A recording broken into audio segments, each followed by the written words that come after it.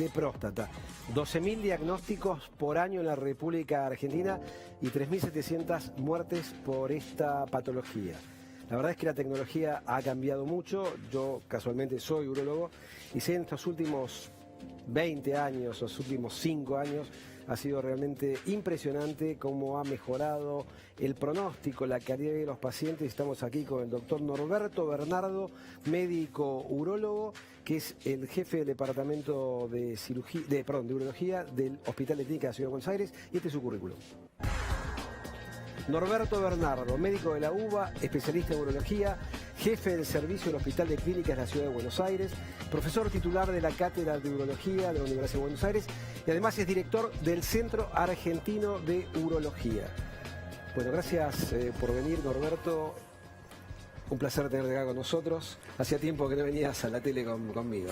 Es un placer, el agradecido soy yo. Una deuda que tenía, pero bueno, coincide ahora que estamos trabajando en los mismos lugares y te veo trabajando con el robot y la verdad que me parece magnífico. Yo hace muchos años me senté frente a un robot y la verdad que es algo totalmente distinto a lo que hemos aprendido hace 20, 25 años atrás, ¿no? Y creo que para las personas es una gran ventaja esto. Bueno, antes de empezar con esto de cirugía robótica, ponernos en contexto porque muchas veces la gente se confunde. Dice, a mi papá lo operaron de próstata. Digo, pero ¿tenía un cáncer de próstata o tenía una hipertrofia prostática benigna? Es diferente la situación. Es diferente la situación y es excelente la aclaración, porque en esto también tenemos que hacer docencia. Nosotros sabemos que a partir de los 40 años en la población masculina empiezan a generarse cambios. El más frecuente de todos es el proceso de agrandamiento benigno de la próstata, que empieza a manifestarse con cambios en la forma de orinar, donde un paciente que dormía toda la noche empieza a levantarse más de una vez de noche o nota cambios en la fuerza del chorro miccional. Eso tiene que ver con el agrandamiento benigno, que es muy prevalente. El cáncer de próstata no es tan sintomático, pero es el principal tumor del universo masculino, con lo cual, siendo tan alta la incidencia, es muy, muy importante el diagnóstico precoz para detectarlo muy tempranamente. Refrescamos los números de cáncer de próstata en la República Argentina. Por año, cifra del Ministerio de Salud, 12.600 casos. La mayoría, esto es un dato sumamente importante para la gente que lo está viendo, son curables y esto es real. Y al año en Argentina mueren 3.700 personas a causa de cáncer de próstata. Este número, con buen acceso a la salud, ¿puede descender? Sí, de hecho, cuando empezó a instrumentarse el análisis de sangre del antígeno prostático específico, simplemente con este análisis se disminuyó la mortalidad de cáncer de próstata casi en un 50%, solamente por hacer un diagnóstico precoz. Yo creo que en la medida que nosotros estimulemos a la población a conocer esta situación y acercarse precozmente a su médico clínico, a su urólogo, para hacer el diagnóstico precoz, empezar a saber de la existencia antes da muchas más posibilidades, muchas más herramientas para que un paciente pueda curarse o vigilarse adecuadamente. Norberto, ¿basta con un PSA, con un estudio de sangre? La gente dice, no, doctor, yo ya me hice el PSA, no quiero que me metan el dedo en la cola. Hay que estimular a la realización del antígeno prostático específico, pero también enfatizar la importancia que tiene el examen dígito rectal, porque hay algunos infrecuentes tumores que tienen solamente un cambio en la consistencia de la próstata, con lo cual podemos diagnosticarlo solamente cuando lo tocamos y no porque han modificado el antígeno prostático. Entonces, es un combo donde hay que investigar cómo está orinando, hay que hacer el análisis de sangre, hay que tocarlo y hay que tener estudios complementarios que nos permitan tener una idea de esa situación, claro, en ese paciente en particular. Presten atención porque acá vamos a ver acerca de los síntomas, lo que dijimos hace un ratito. En general, esto es importante, ¿no? Porque la gente piensa un tumor de próstata, se imagina algo grande, algo voluminoso, y no es así. Casi siempre es asintomático, se diagnostica precozmente por una modificación en el tracto urinario, un antígeno prostático específico elevado, que se detecta en análisis de sangre, pero como dijimos recién con el doctor Bernardo, él lo corroboró, lo certificó y lo dijo, no es suficiente, hay que hacer un tacto digital rectal para completar el estudio en el hombre. ¿A partir de qué edad?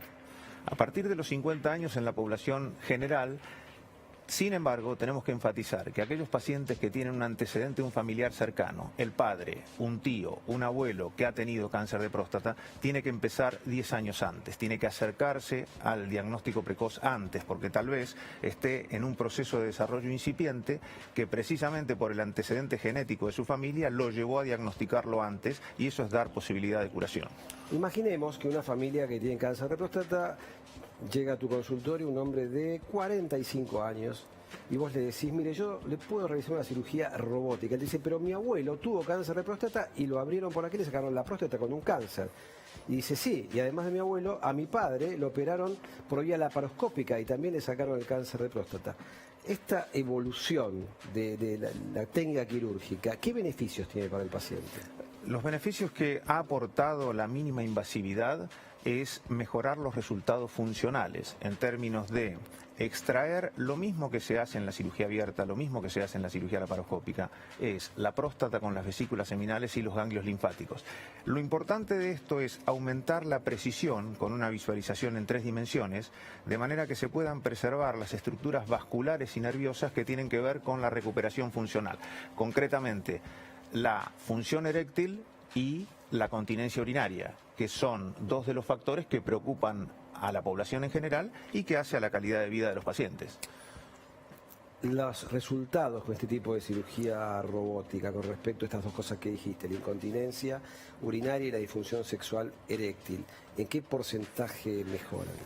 Uno es el tiempo, cuán precozmente lo recuperan, y otro el mayor porcentaje. En la medida que es factible preservar las estructuras vasculares y nerviosas, que son 2, una de cada lado, cuando la situación oncológica lo permite, porque es fundamental la curación del paciente, cuando la situación oncológica permite preservar esas estructuras vasculares y nerviosas, la recuperación de la continencia es precoz en términos de que el paciente pueda retirarse la sonda vesical y, haciendo un adecuado ejercicio, rápidamente esté con la continencia que el paciente desea. Con respecto a la vida sexual, lo que tenemos que aclarar es que en un paciente que se opera de la próstata va a tener orgasmo, puede tener la erección como la tenía antes, pero va a cambiar porque no va a poder eyacular. Va a tener una sensación de satisfacción sin eyaculación. Es un dato importante. Orgasmo sí, eyaculación no.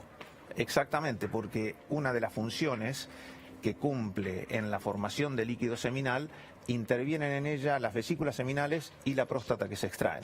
Del semen que nosotros eyaculamos, el 1% son espermatozoides que vienen de los testículos, y el 99% es líquido que se produce en vesículas seminales y en próstata, de manera que cuando se extraen esas estructuras, se puede mantener la estructura vascular y nerviosa para tener la erección que permite una penetración, pero no tiene la posibilidad de eyacular porque no están las estructuras que lo forman. Bien, me gustaría que le expliques a la gente, porque a veces queda una fantasía de que opera un robot y que vos le decís al robot, tiene que operar al señor Capulla y va y me opera, sino que vos sos el operador a través de un dispositivo que está alejado de los brazos robóticos, pero vos sos el que conduce toda la cirugía. Exactamente.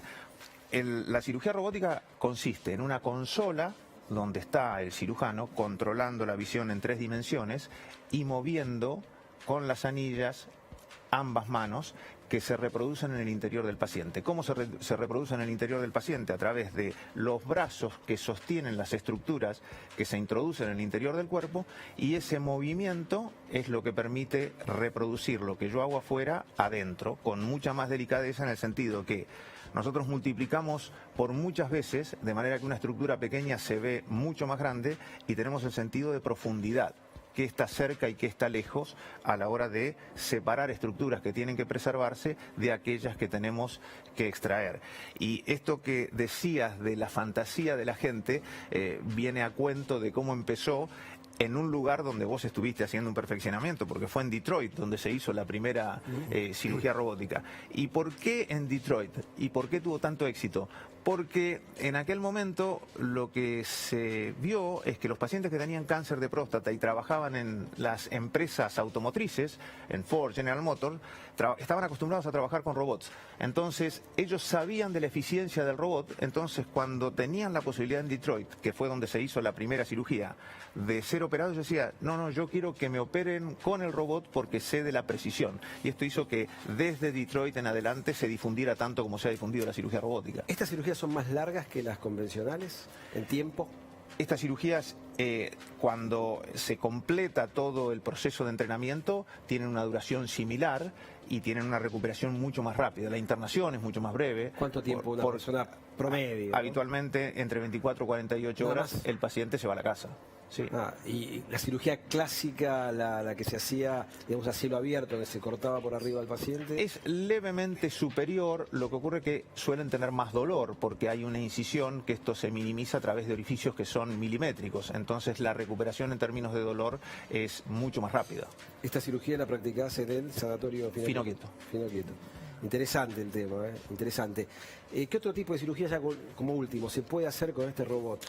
En realidad esto empezó en la urología, pero se ha extendido ampliamente a distintas disciplinas, a la cirugía general, a la cirugía ginecológica, a la cirugía torácica, a la cirugía bariátrica. Si bien empezó en nuestro territorio, que fue el urológico, se extendió dentro de la urología a el riñón para hacer una nefrectomía parcial, de manera que se extrae solamente el tumor y se mantiene funcionalmente activo el resto del parénquima del tejido renal, que tiene que preservarse y funcionando. Y la cirugía reconstructiva en obstrucciones que dentro de la vía urinaria tienen alteraciones congénitas, se reconstruyen para llevar a la normalidad funcionalmente. Impactante. Te agradezco, muchísimas gracias, seguir con nosotros porque después están las trivias, quiero decir, ustedes tres.